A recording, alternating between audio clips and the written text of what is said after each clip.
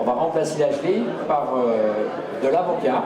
Il est toujours périlleux de parler d'un mets que l'on n'a pas goûté, mais ce pâté aux légumes a de quoi émoustiller les papilles, réalisé par l'un des maîtres de la discipline, le chef Joseph Viola, meilleur ouvrier de France en 2004, champion du monde en 2009, du pâté en croûte, et invité pour cette démonstration culinaire ce lundi à la Bresse, lors de la 2e édition du salon Esprit Resto, dédié aux professionnels des métiers de bouche.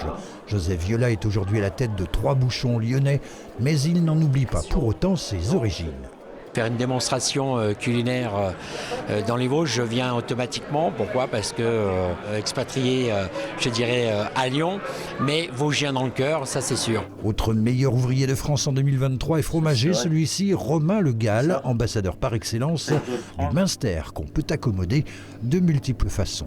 Par exemple, je vais l'avoir accommodé avec un chocolat noir 55%.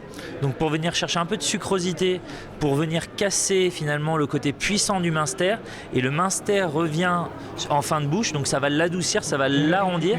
Voilà, c'est vraiment une petite cuillère. Il a été le chef accent rue Longemer des Jardins de Sophie, récompensé par une étoile en 2013.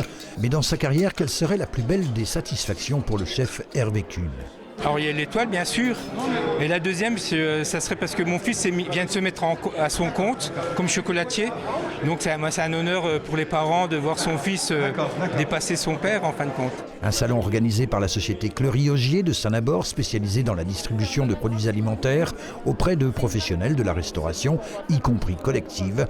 L'occasion de se connaître et d'échanger sur les besoins des uns et des autres. Il y a de vraies attentes sur des produits locaux, sur l'ancrage local et ça aujourd'hui, quand on en parle, ça fonctionne. Et c'est au pied des pistes de la station de la Bressonnec, dans le restaurant Le Slalom, que tous ces professionnels se sont retrouvés. À quoi sert une station de sport d'hiver quand il n'y a plus de neige ? Ben voilà, c'est par exemple de pouvoir accueillir des grandes manifestations comme celle-là. En plus, c'est un attachement particulier au territoire, au terroir, et je pense que ça a d'autant plus de sens de mettre à disposition nos équipements pour ce type de manifestation.